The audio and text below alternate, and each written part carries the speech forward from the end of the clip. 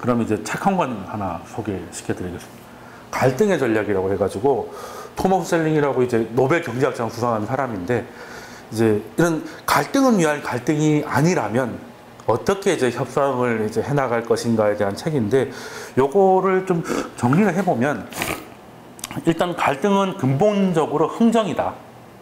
그러니까 서로 이제 뭔가 이제 합의가 안 됐으니까 이제 흥정이 아직 안 됐으니까 이제 갈등이 일어난다는 것이고, 갈등의 소재에 대해서는 이해관계가 여러 상충할 수가 있는데, 궁극적으로는 그 각각의 상대가 지키고자 하는 가치 쪽으로 귀결된다는 거예요.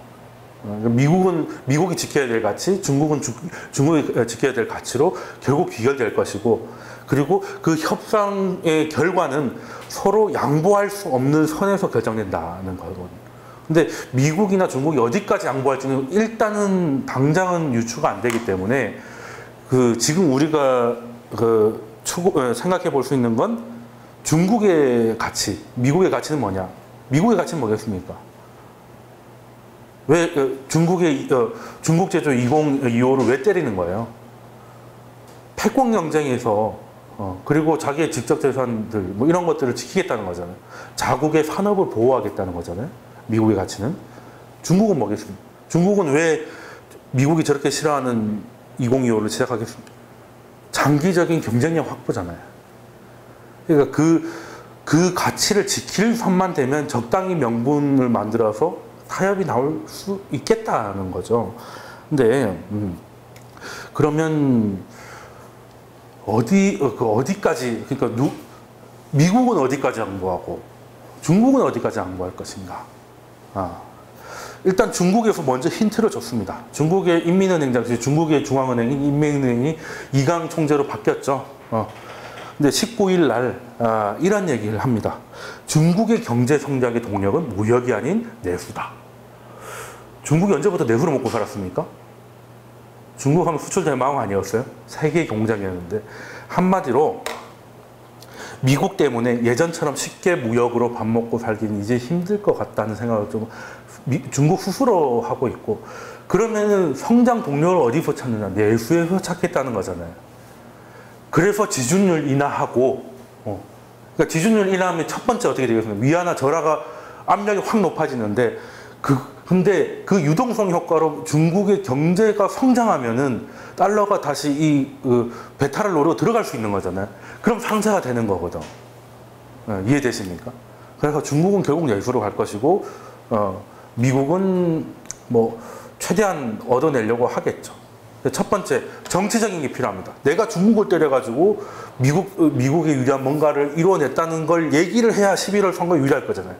그럼 중국한테 그 명분을 얻어와야 됩니다.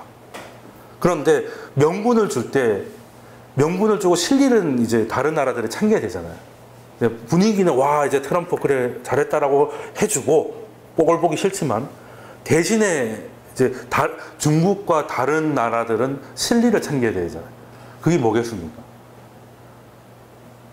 자, 트럼프는 일단은 미국도 대중들이 시쳇 말로 개돼지가 있을 거 아니겠습니까? 민주는 개돼지가 잘 몰라요. 경제 어려워요. 근데 이제 뉴스에 나와가지고 막 연설하고 싶을 때 좀 쉬운 걸 해야 역시 그래도 트럼프가 이건 잘했다 이런 게 있어야 되잖아요. 그게 중국에 관세를 매겨가지고 우리나라 일자리를 지켰다든지 이런 표면적인 거, 실질적으로 그렇지도 않으면서. 그런데 다른 나라들은 달러 약세로 가면 그 실리를 챙기는 거잖아요. 이해되십니까? 자, 우리가 미국에다가 1달러에 1,000원에 팔고 있어요. 근데 관세가 10% 때려졌어. 그래서 미국 소비자가 살 때는 1,100원이야. 이해되십니까? 그러면 우리는 10%는 그냥 날아가는 거잖아요. 근데 달러 약세가 와서 1달러가 1,100원이 되면 도찐객진 아니냐 이거죠. 이해되시죠?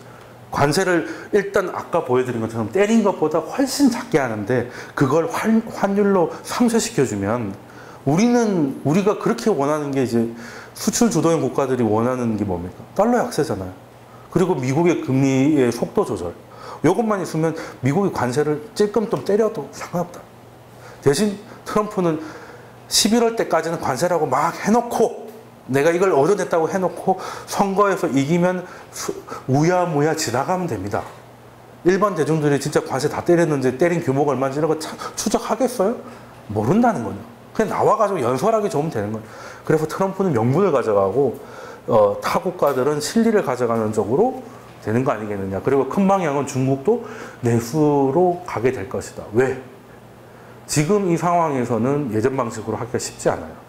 예전에 너무 쉬웠잖아요. 기술 훔쳐가지고 갖다 팔면 되고. 근데 이제는 그 기술을 훔쳐가지고 많은 돈을 벌었잖아요.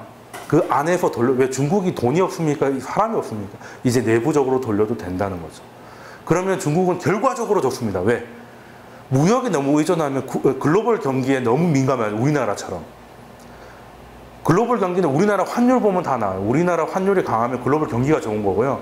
우리나라 환율이 나빠지면 글로벌 경기가 나빠지는 거예요. 왜? 우리나라는 경제 규모에 비해서 무역 의존도가 너무 높기 때문에.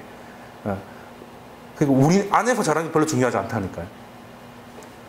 근데 중국도 차라리 내수가 있으면 그러든지 말든지 좀 훨씬 이제 좋아지니까 오히려 이제 자기도 언젠가는 이 길로 갈 거라고 생각하고 있었는데 트럼프가 저런 바람에 조금 더 빨리 그리고 비자발적인 면이 좀 없지 않게 시작을 하는 것 같다는 거고.